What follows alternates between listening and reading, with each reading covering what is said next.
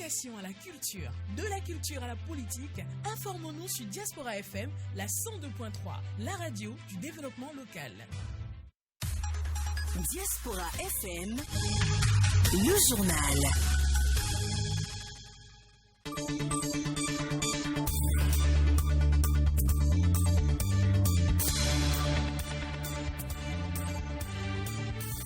Mercredi 2 juin 2021, mesdames et messieurs, bonjour. Voici le sommaire de ce journal.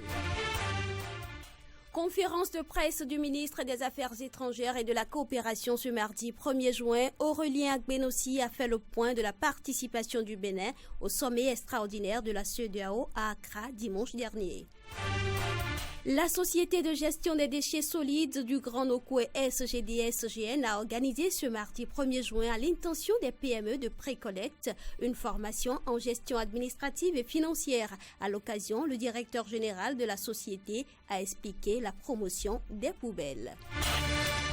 Et puis, l'Union africaine a suspendu l'adhésion du Mali en réponse au dernier coup de force militaire et a menacé d'imposer des sanctions ciblées si un gouvernement dirigé par des civils n'était pas rétabli. Merci de nous rejoindre pour ce tour d'horizon de l'actualité. Le ministre des Affaires étrangères et de la coopération, Aurélien Agbenossi, était face à la presse ce mardi 1er juin 2021. La participation du Bénin au sommet extraordinaire de la CEDEAO à Accra dimanche dernier était au cœur de cette conférence de presse. Le ministre a donné la position du Bénin sur la situation qui prévaut au Mali. Aurélien Agbenossi. Vous me demanderez quelle a été la particularité de l'intervention du Bénin à ce sommet-là. Le Bénin a voulu que le principe du réalisme soit pris en compte. Donc le président Patrice Talon, tout en condamnant fermement ce mode d'accession au pouvoir, a souhaité que les décisions qui seraient prises à l'issue du sommet ne soient pas des décisions qui conduisent à une impasse, que ce soit des décisions qui permettent une sortie de crise, qui respectent non seulement les impératifs de sécurité de notre sous-région, mais aussi la protection des populations civiles, ce qui est très très important parce qu'on ne règne pas sur les cimetières, on gouverne des populations. Donc c'est cela la substance du message que le président de la République m'a instruit de partager avec ses pairs, ce que j'ai fait avec beaucoup de responsabilité. La position du gouvernement du Bénin, la conviction du président Patrice Talon, c'est que l'ère des coups d'État est révolue. Il y a des voies pacifiques, il y a des voies de rencontre, de dialogue, il y a la possibilité de créer des espaces d'échange dans un pays pour surmonter les difficultés qui ne manquent pas dans la gestion des affaires publiques, qui ne manquent pas entre les acteurs politiques, qui ne manquent pas lorsque plusieurs visions parfois s'affrontent. Donc le président Talon a tenu à réaffirmer très fermement son opposition au coup d'État. Je vous l'annonçais en titre, atelier de renforcement des capacités des PME de précollecte en gestion administrative et financière ce mardi 1er juin à Cotonou, initié par la Société de gestion des déchets solides du Grand Nokoué SGD-SGN. Cet atelier a pour objectif de former les entreprises de précollecte avec lesquelles la société est en étroite collaboration. Compte rendu Carlo François Rongbederento. Il s'est ouvert ce mardi 1er juin 2021, journée nationale de l'arbre, un atelier de renforcement de capacité des PME de précollecte en gestion administrative et financière. Une initiative de la Société de gestion des déchets et de la salubrité du Grand Nokoué SGD-SGN, dont la tenue est justifiée ici par le directeur général Valérie Lawson. Vous savez, nous avons depuis 12 mois lancé la réforme dans le secteur de la gestion des déchets solides ménagers. Et sur la chaîne de la gestion des déchets, nous avons le maillon précollecte que nous sommes en train de professionnaliser. Et donc, nous avons estimé qu'après un exercice de 12 mois d'activité, qu'il était important de faire le bilan, mais en même temps, les insuffisances que nous avons notées, d'apporter des outils, des connaissances à nos PME afin qu'elles puissent améliorer leur performance, mais également que leur viabilité soit renforcée. Au cours de ces assises, il a été question de faire le bilan technique et celui financier des actions menées depuis 12 mois dans le secteur de la gestion des déchets. La gestion financière et la gestion administrative ont fait l'objet des 2 modules qui ont été présentés aux participants. L'occasion a été saisie également pour lancer la phase concernant la promotion des poubelles. Nous avons décidé de lancer symboliquement la promotion des poubelles que la société a acquise depuis environ 2 mois. Nous avons travaillé à mettre en place une stratégie et vous savez, ces PME constituent un maillon assez fort dans le dispositif et donc nous avons estimé qu'il faut que nous devons s'appuyer sur eux pour pouvoir faire en sorte que chaque ménage puisse avoir une poubelle SGDS. Lancée depuis 12 mois, la réforme dans le secteur de la gestion des déchets préoccupe le gouvernement. Ainsi, ces PME formées sont désormais outillées pour une gestion plus efficace des déchets afin de maintenir nos villes propres. Le directeur général de la SGDS-JN, Valérie Lawson, a saisi l'occasion pour apporter plus de précisions sur l'opération liée à la promotion des poubelles. Suivez ici un extrait de ses explications. Les poubelles que nous avons acquises, ce n'est pas des poubelles, c'est des poubelles assez solides, c'est des poubelles qui respectent des normes. C'est des poubelles que la société a acquises à l'unité à 25 000 francs. Donc c'est des poubelles qui peuvent faire 10 ans. Donc ce n'est pas des poubelles où vous achetez demain, vous les retrouvez. Voilà. Donc le gouvernement a décidé de mettre ces poubelles-là à la disposition des ménages au prix coûtant.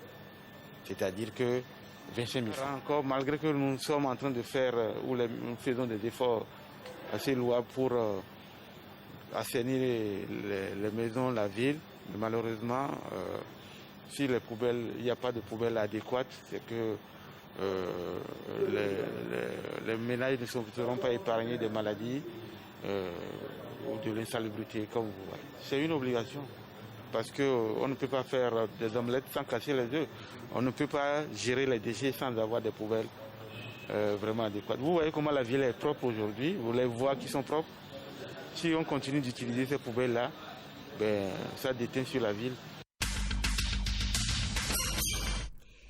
Le Bénin a célébré ce mardi 1er juin la 37e édition de la Journée nationale de l'arbre, une journée qui marque également le début de la campagne nationale de reboisement 2021-2022. Dans la commune d'Abomey-Calavi, un espace de 5 hectares a été identifié pour être reboisé dans l'arrondissement de Kmanron. Cet espace a reçu hier matin la visite des ministres du cadre de vie et de l'agriculture et du maire de la commune. Compte rendu.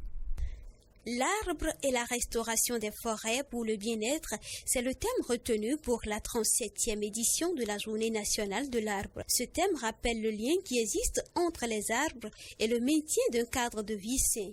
La journée marque également le début de la campagne nationale de reboisement 2021-2022.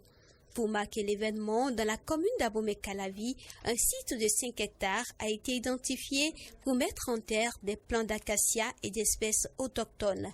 Pour le maire Angelo Arwandilou de la commune d'Abomey-Calavi, le choix du thème est bien en adéquation avec le site choisi. La commune d'Abomey-Calavi s'honore d'abriter la célébration au plan national de cette 37e journée sur ce site de la coopérative d'aménagement rural K2P dans l'arrondissement de Kmanron, qui bénéficiera dans quelques instants d'une plantation de 5 hectares d'acacia auriculiformis et de quelques essences autochtones. Pour ma part, je lis une parfaite adéquation entre le site choisi et le thème retenu pour permettre aux populations de planter assez d'arbres dans leurs domaines respectifs afin de créer et de restaurer les ressources forestières. Dans ses propos, le ministre José Didier Tonato du cadre de vie et du développement durable a rappelé que le tout ne suffit pas d'organiser des cérémonies de mise en terre des arbres. Le message principal est que nous voulons réellement sortir du folklore, de la cérémonie de mettre en ministère des arbres pour développer une culture de l'entretien, une culture de la maintenance dans une logique de création de richesses et de revenus pour nos populations. Le ministre de l'Agriculture, de l'Élevage et des Pêches, Gaston Dossoui, a quant à lui invité chacun à planter au moins un arbre pendant la campagne nationale de reboisement ainsi ouverte. Près de 12 500 plants ont été mis en terre sur un site offert par les coopérateurs de la localité. Le ministre de la Santé a pris ce mardi la deuxième dose du vaccin AstraZeneca, 2 mois après la prise de la première dose dans le cadre de la campagne de vaccination contre la COVID-19. Il donne encore le bon exemple. Le ministre de la Santé, Benjamin Rumpati, donne encore le bon exemple concernant la vaccination contre la COVID-19. Ce mardi 1er juin, il est allé prendre sa deuxième dose du vaccin AstraZeneca 2 mois après la prise de la première dose, comme le recommande sa posologie. Accompagné du représentant résident par intérim de l'OMS et de la représentante résidente de l'UNICEF au Bénin, le ministre, après vaccination, a invité l'ensemble des populations à faire le même geste. C'est pour dire à la population, encore une fois, que l'effectivité de la présence des vaccins au Bénin est réelle. Nous avons les vaccins au Bénin. Et il est question aujourd'hui que nous puissions sortir massivement pour nous faire vacciner. Au début, nous avions restreint ça aux populations les plus vulnérables, c'est-à-dire les agents de santé qui sont exposés au quotidien, parce qu'étant en contact permanent avec les malades, les personnes qui sont âgées de plus de 60 ans, qui ont été fortement secouées par cette pandémie, mais également les sujets qui sont porteurs de comorbidité. Aujourd'hui, nous avons étendu le champ des cibles de cette vaccination pour prendre en compte tous les sujets qui sont âgés de plus de 18 ans. Concernant l'esprit dubitatif cultivé par les citoyens sur la qualité des vaccins, l'autorité ministérielle rassure en ces thèmes. Les vaccins que nous utilisons au Bénin et d'ailleurs partout ailleurs dans le monde sont des vaccins qui sont sûrs, sécurisants et qui sont donnés gratuitement. Les effets secondaires qui sont attendus et qui sont pour la plupart du temps des effets secondaires mineurs ne sont rien à côté du bénéfice qui est attendu de cette vaccination. En effet, lorsqu'on se vaccine contre la COVID-19, c'est quasiment 100% d'éviction de formes graves. La forme grave est évitée quasiment dans 100%.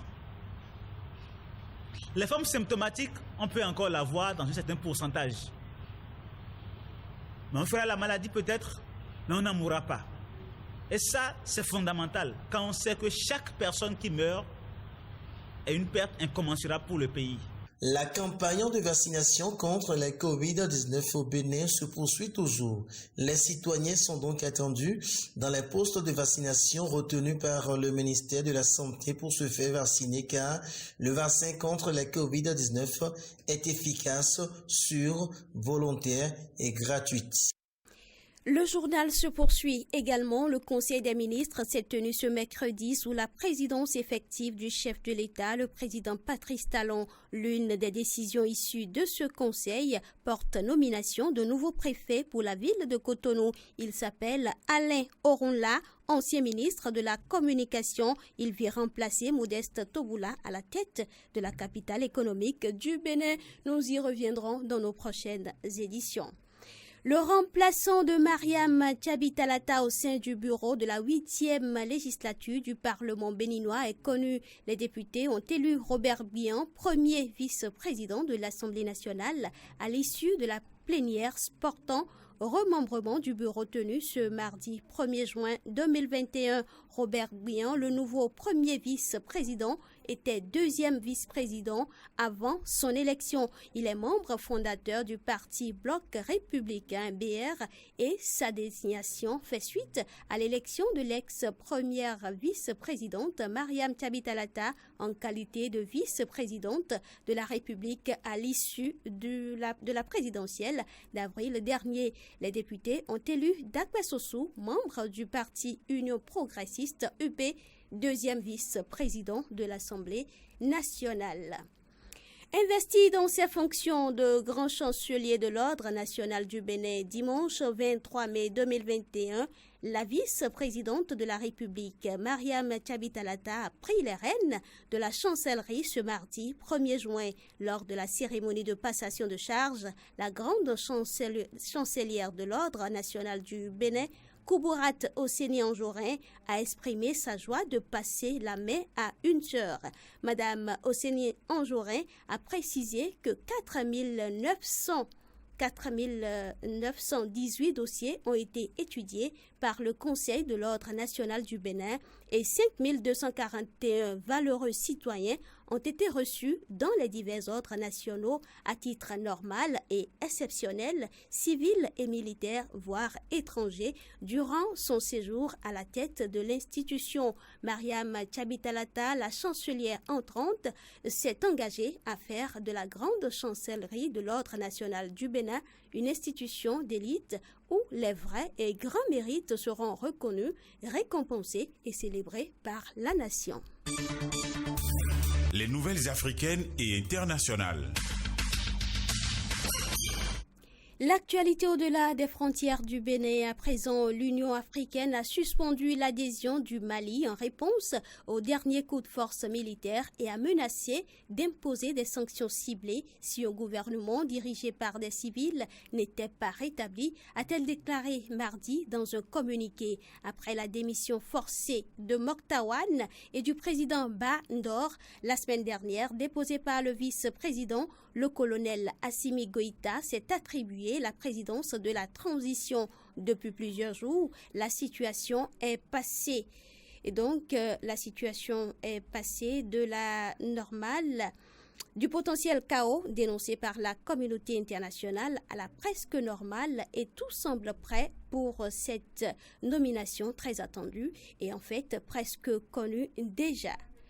2 jours après l'attaque d'un poste frontalier par l'armée centrafricaine, Bangui joue l'apaisement. Une délégation conduite par la ministre des Affaires étrangères, Sylvie Baipo-Temon, a été reçue ce mardi à N'Djamena par le président du Conseil militaire de transition, et les deux pays ont convenu de la mise en place d'une commission d'enquête internationale pour clarifier les circonstances de cette attaque. Selon des observateurs, Bangui, qui fait profil bas depuis l'attaque de dimanche, a réussi à faire tomber le thermomètre surtout que N'Djamena n'était même pas disposé à accueillir la délégation centrafricaine. Il a fallu la médiation de pays amis pour que le Tchad privilégie la voie diplomatique.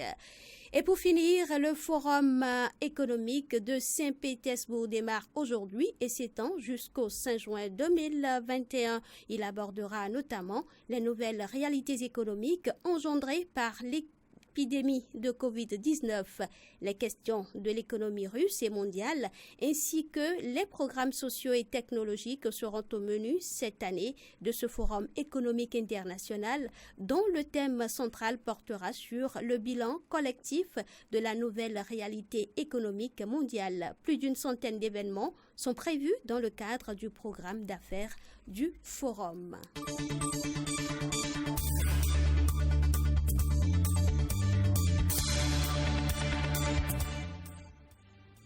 C'est la fin de cette édition. Mise en onde Didier Guédou, chef d'édition d'Orcas à Ouagan. Présentation Clémence Tonoucoin. Merci de nous avoir reçus chez vous.